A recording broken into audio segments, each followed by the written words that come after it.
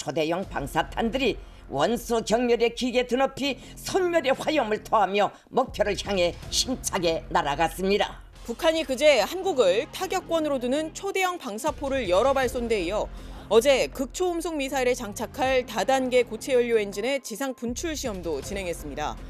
이틀 연속 무력 도발을 직접 참관한 북한 국무위원장 김정은. 이번 훈련이 적의 수도를 붕괴시킬 수 있는 완비된 태세를 갖춰 전쟁 가능성을 차단하는 데 방점이 찍혀 있다며 적에게 전쟁이 벌어지면 재앙적인 후과를 피할 길이 없다는 인식을 더 굳혀놓을 필요가 있다. 이렇게 말했습니다. 북한의 미사일 도발은 지난달 14일 지대함 순항미사일 발사 이후 33일 만인데 시점상 마치 기다렸다는 듯 러시아 대통령 푸틴의 재임이 확정되자마자 도발에 나섰습니다. 김정은은 푸틴 대통령의 당선이 확정되자 푸틴을 축혀 세우는 축전을 보내서 그의 재임을 축하했습니다. 김정은은 푸틴의 당선이 특출한 영도력과 완강한 실천력을 발휘한 데 대한 러시아 인민의 고귀한 평가라고 말했습니다. 이렇게 북한과 러시아가 밀착하는 가운데 푸틴 대통령이 곧 방북할 수 있다는 가능성까지 거론되는데 그 의미는 무엇이고 또 방북 실현 가능성은 얼마나 될까요? 일단 서방과 대척점에 서 있는 푸틴 대통령으로선 자신을 반겨줄 나라가 많지 않은 상황에서 이른바 방북 카드가 환대받는 모습을 취할 수 있는 좋은 선택지입니다. 푸틴 대통령은 지난해 3월 전쟁 범죄 혐의로 국제형사재판소로부터 체포영장을 발부받은 상태이기 때문에 만약 관련 국가로 가게 되면 체포될 가능성이 있지만 그렇지 않은 곳이자 우호국인 북한이나 중국에 가게 되면 그런 걱정을 하지 않아도 됩니다. 게다가 지난 북러 정상회담에서 이미 김정은으로부터 방북 초청을 받았기 때문에 푸틴으로선 언제든 결정만 하면 평양에 갈 수 있습니다. 푸틴 대통령 동지는 빠른 시일 내에 조선민주주의인민공화국을 방문하려는 용의를 표명하였다. 김정일 동지께서 울라디미로이치 푸틴 대통령과 굳은 악수를 나누셨습니다. 북한으로부터 자신이 요구받는 게 더 많다고 여길 수 있지만 그럼에도 북한의 지원은 여전히 절실한 상황입니다. 러시아는 북한에게 지속적인 탄약 및 전쟁 물자 제공을 요청할 뿐만 아니라 러시아의 국방 방산 공급망에 북한이 포함될 것을 요구할 수 있으며 북한은 Su-35 같은 첨단 전투기들을 포함한 무기 체계를 요청하는 한편 관련 기술 제공도 요청할 가능성이 있습니다. 지난해 북러 정상회담을 복기해보면 확실히 정상 간의 만남이 이루어진 이후에 북한과 러시아의 협력 관계는 더 긴밀해졌습니다.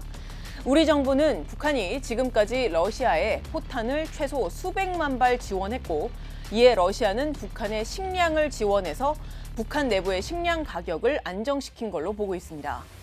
신원식 국방부 장관은 지난해 8월 이후 지금까지 6,700여 개의 컨테이너가 러시아로 갔는데 152mm 포탄이면 300만 발 이상, 그리고 방사포탄이면 50만 발 이상으로 추정된다라고 말했습니다.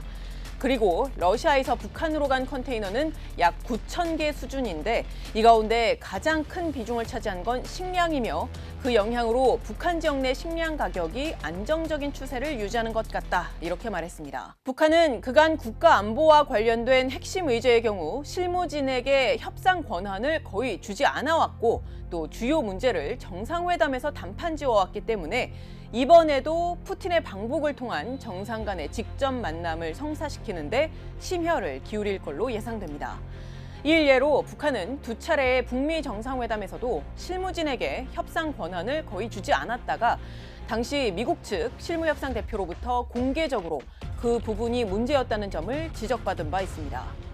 But ultimately, the challenge we faced in Hanoi was that at the working level, our counterparts were not empowered by their government to negotiate on denuclearization. Empowered negotiating team engaged directly with the United States could produce enormous progress. 북한 김정은은 푸틴의 방북과 북러 정상회담을 가급적 조기에 성사시켜서 핵미사일 기술 조언을 포함한 식량, 에너지 지원, 그리고 북한 외화벌이 노동자 파견 등의 여러 문제를 직접 푸틴을 만나서 설득해내려고 할 걸로 보입니다. 사실 북러 간 항공 우주 기술 이전이라든가 무기 거래, 그리고 북한 외화벌이 노동자의 러시아 파견 등 북한과 러시아의 밀착은 공개된 것만 봐도 유엔 안전보장이사회의 대북 제재 위반인 내용이 태반입니다. 전문가들은 명백히 안보리 결의 위반인 이러한 북러 간의 군사협력 강화가 앞으로의 한반도 정세에도 큰 영향을 줄 걸로 보고 있습니다.